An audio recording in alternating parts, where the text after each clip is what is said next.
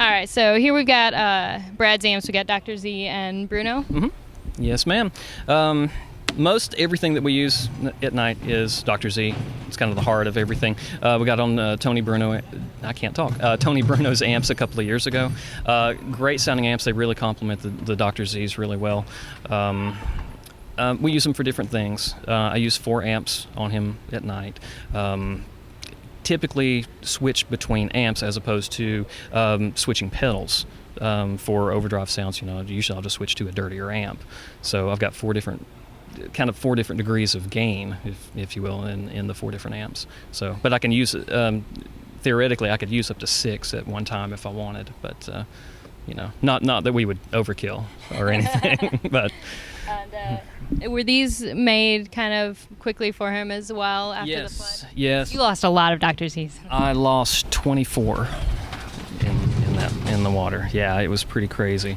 This is the new version of the Z-Wreck. That was an amp that for all the Trainwreck fans, Ken Fisher and Dr. Z were really good buddies, and it was probably 3 or 4 years ago. Ken and Z had decided to build an amp, for Brad, kind of the version of the old Rocket, and Z built it, and then he sent it to Ken, and Ken did the pixie dust on it. He moved this, do this, whatever, and sent this amp back, and it was incredible. We don't know for sure, but it may possibly be the last amp that Ken worked on. He passed away very soon after that. So this amp came about as another take on that, with more notes that Ken had given Dr. Z. So this is something new. The other version of the Z-Wreck wasn't made available to anybody. We had a few copies of it, and Z has a copy of it, and that was it. This one is going to be put into production. So a bit different, little bit different deal. It's a wonderful sounding amp. Unfortunately, the 2 prototypes are gone. That's what I was going to ask. Yeah, that's painful. Yeah, so we got these. Again, it was like Bill Crook. These guys didn't sleep for a couple of weeks to get us stuff that we needed to get the tour going. The top amp is pretty much Tony's take on an AC30. Most of his stuff is very AC30-esque, but he kind of tailors to whatever you want. If you want it to be more of this or more of that sounding, he can accommodate you that way. The second one down is, again, AC30-esque with a tube reverb front end, kind of a Vibro King type thing. And then the bottom one is that's his version of a Trainwreck Rocket, and we use it for some gainier stuff. We just crank it up. Really good sounding amp. This is actually my fly rig or TV or Opry or something like that. It's a condensed version of this.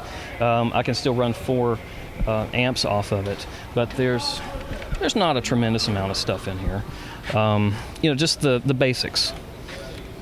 So with the Empress, I can get a ton of different delays out of that. So that saves me from trucking around 10 different delay pedals. And really, the only overdrive in here is the 808. But if I'm able to switch between 4 amps, then I can use a dirty amp and then that, and then, you get different combinations that way.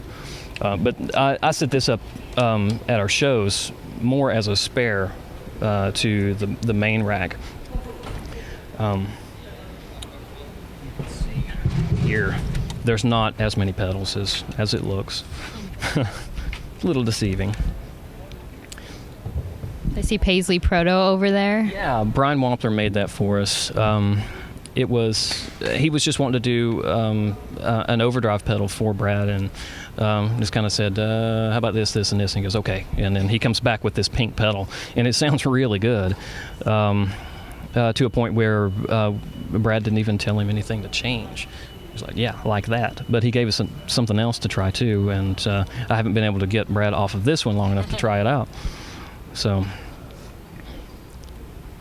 and then we use the Line 6 M13 for some pitch effects and some really long delays, or I'll double delays up on a couple of things, use a short and a long delay in it. This is a really nice piece. Brad used to use the rack-mounted versions of the Filter Mod, the Mod Pro, and the the delay version too, but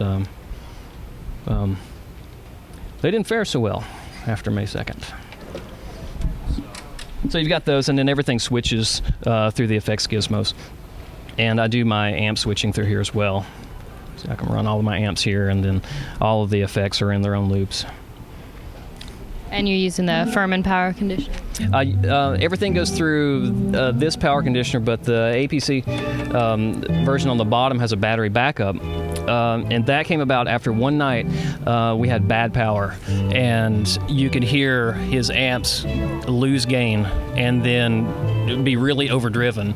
And there was a voltage meter on the racks on the PA on this side. It was under the stage, and I was watching it go from 118 and drop to 110 and then back to 119 and whatever, and it was changing like that. And I couldn't keep up with it. I couldn't dial the amps to compensate for anything because it was changing so much.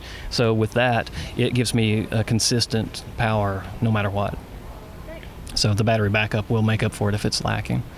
Well, thank you very much, Chad, for showing us everything. It's pretty incredible what you guys have put together in a short amount of time, following everything you lost. So, Thank you. Yep. Thank you. Can I go sleep now? Actually, I think you have to go to work now, right? Thanks a lot. Thank you. This is Rebecca Dirks for PremierGuitar.com.